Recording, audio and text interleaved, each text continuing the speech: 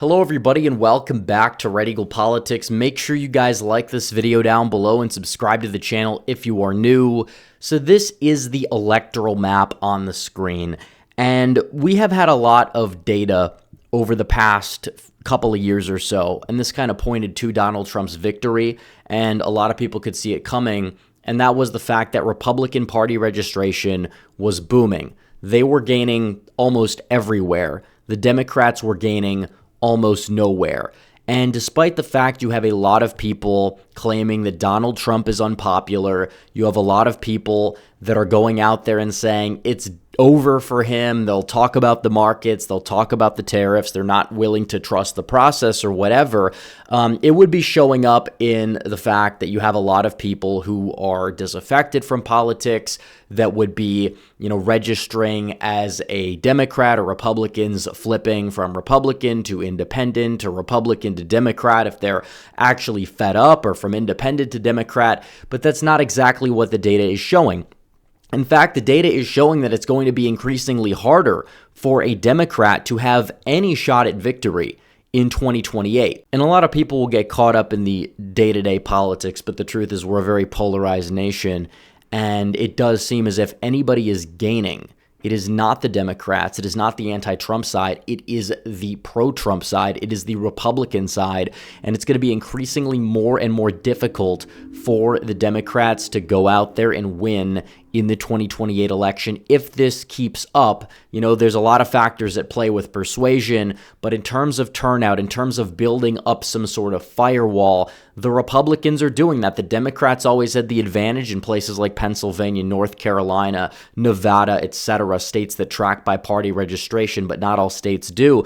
But you're seeing overnight that's dipping significantly. And I wanted to talk about the state of Pennsylvania because this is huge. The Democrat advantage in terms of active voters, because within active voters it's a little bit higher, but it's still falling significantly. But you look at this active party registration, that is down to 92,000. Now keep in mind, the book closing for 2024 was Democrat by almost 300,000. And if you look at the results out of the state of Pennsylvania, Donald Trump won the state of Pennsylvania by over 120,000 votes. He saw gains in the Philadelphia metro. He saw gains in northeastern Pennsylvania. He drove up turnout. He gained in nearly every single county in the state of Pennsylvania. And still, he continues to gain. He's gained significantly since the election is over. If you want to do the math, which it's not always a one-to-one correlation, and that is true, but if you look at this, you have a net gain for the Republicans of like 100 to 200,000 in the active and just total party registration data since the election. That would drum up Trump's margin of victory to like 200 to 300,000 in the state. You have more voters to work with if you find these people. If you turn them out in a presidential election, you're going to do extraordinarily well. And it's a good sign ahead of the midterms because, it's true, Josh Shapiro is probably going to win re-election, probably by more than 5 points.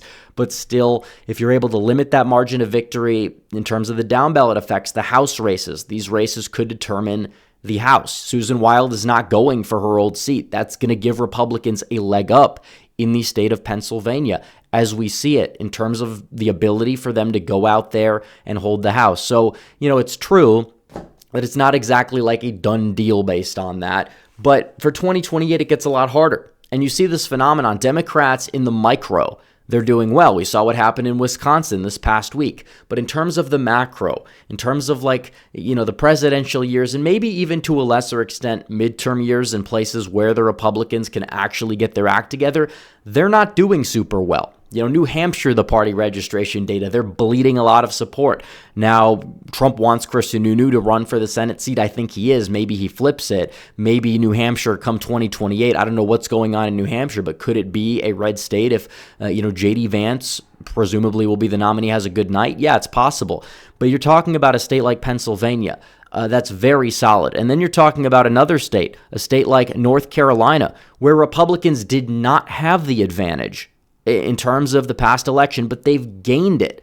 they've gained the party registration advantage in North Carolina. It's always a red state. Republicans, it's true, they've been the ones winning. The independents, usually they're right-leaning. There's a large share. But when you have that advantage already, it's a lot easier for you to win the state of North Carolina, which has always been close, but it's always been like a state that's close, but the Republicans have had the upper hand more times than not in the state, and that we know. It takes a very good year for the Democrats. Like 2008, they had the perfect storm to win it. 2020, they had an opportunity, and they still fell short by 1 to 2 points. So you look at that North Carolina, if North Carolina and Pennsylvania, which again, Donald Trump in the state of Pennsylvania, if you apply the difference in the party registration just between November and now, his margin of victory in Pennsylvania very well could double. In North Carolina, which he won by, 170, 183,000 votes, like that would be probably around,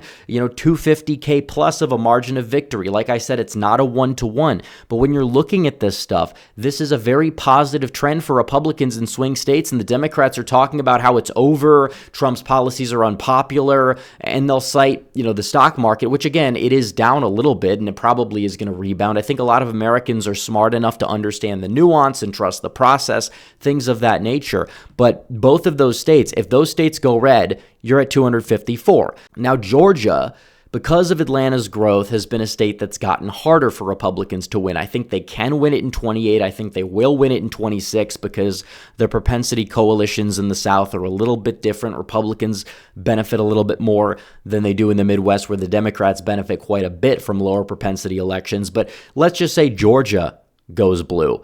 Wisconsin, let's say that the Supreme Court keeps the election laws in place. Democrats have an advantage, even in a presidential year, even if it's by a hair in the state. It's very possible that could happen. I'm not saying that Vance would lose Wisconsin. It's going to be competitive, but let's say Wisconsin and Michigan, they end up being Democrat states. Can Republicans win at that point if they're just solidifying North Carolina and Pennsylvania?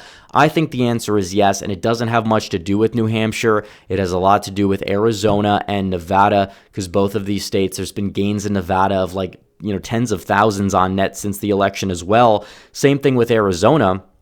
It's like Donald Trump won the state by 200,000 votes. He won it by a margin that was similar to what you would see for a Republican around 20 years ago in the state. It's a different coalition. You're not doing as well with college whites. You're doing a tad bit better with working class whites. And then you're picking up a sizable share of the Hispanic electorate in the process as well. You're doing better among younger voters, younger Zoomers, especially men. That helps out, especially in the Phoenix area. Arizona, turning a corner. Nevada, the white whale for the Republicans, not anymore. I don't know what that would be. Maybe the state of New Hampshire. I think that's a more realistic one than Minnesota because it's just a far left bastion. It's kind of like a discount Illinois type of thing where you have the Minneapolis area very far left that kind of has the population control. It's true it's not as blue as Illinois, but still, even on a good year for Donald Trump, he ended up falling short by 4 points. And I don't think that Tim Walz had much of an impact in terms of a positive impact in the state. So when you look at it, it's like, yeah, Donald Trump did well. And as a result, in terms of his presidency, what we're seeing, you have a lot of outrage on the left, and they may turn out for these special elections. But in terms of the overall voter databases of these states, Democrats are not gaining. They have their core constituency, their diehards, and they show up for every little possible election, which Republicans tend to drop the ball in those special elections. But the presidential years, the big prize, that's where the Democrats really are struggling. And they'll talk about all this stuff. They'll drop the ball in the messaging. Their leadership nationally is just in tatters. I've said for a while, you could be in a 4-year-long recession. We're not going to be, for the record. I don't even know if we're going to get any recession. But it's like the way the Democrats are going, yeah, 2028 is still a toss-up in the worst-case scenario for them, just because the math isn't there for them, the messaging is not there for them, and it's a major problem. They can tout these wins in these elections that have 10% turnout or below midterm turnout, where they find a way to capitalize on the propensity of the coalitions.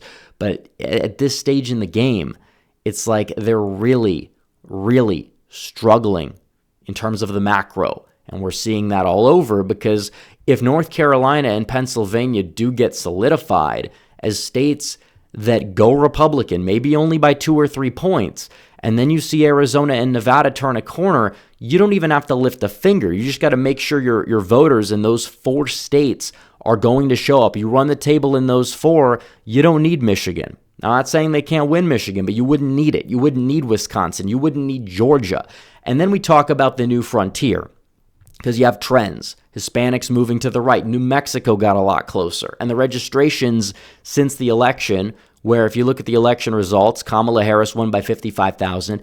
The registration advantage has shrunk by almost as much as that since the election. And we're just a few months into Donald Trump's term, not even. And you're seeing this. So we need more people registering, and we need them voting. And we should have these people voting in these special elections more than they actually do. And it's easier to make that happen in states where you have a party registration advantage. But when you look at this, it's like, yeah, Republicans are just gaining support like everywhere. The Democrats are not, including New Jersey, by the way, which you look at this and you could say, well, Democrats still have an advantage, and they do. They have an advantage of around 800,000. That's down from 900,000 this past election. That's down from the 1.1 million that you saw in 2020.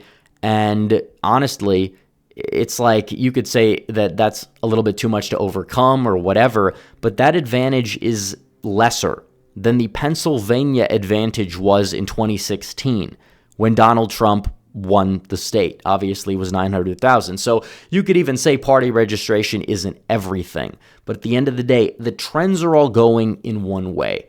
And a lot of it at this stage in the game, outside of maybe a deep blue, ancestrally blue state like New Jersey, it's not just ancestral Democrats becoming Republican. That was what we saw between 2016 and 2020. Now it's mainly about people that are new voters, the way they're registering, etc., and it's not looking good for the Democrats because the dam always breaks. The dam broke in Florida. The dam broke in several states across the country. Florida is the biggest example in 2020 when it just bucked the national trend. And now the dam broke in Arizona. The dam broke in Nevada in 2024. Pennsylvania, North Carolina. We'll see what happens, guys. But all around, where the registration data goes is the way the country goes. And it's still going to the right. And mathematically speaking, 2028, that's crucial for the Democrats because the 2030s electoral maps, which is going to be the 2032 election, 2036 election, and 2040 elections, all 3 of those are going to have maps that are extremely difficult for the Democrats to win because Republicans gain on net 10 to 15 electoral votes or so, and the Democrats are losing. Those electoral votes are going from blue states to red states in pretty much every single case, which is absolutely massive. So they have to win in 2028, but if the data keeps going the way it's going, that's going to be difficult for them to do. And then come 2032, if they're going to win in the 2030s at all, they're going to have to rapidly transform themselves as a party into something that would be somewhat a little unrecognizable from their current form. And I'm not saying it can't happen. We've seen it before. That's very true.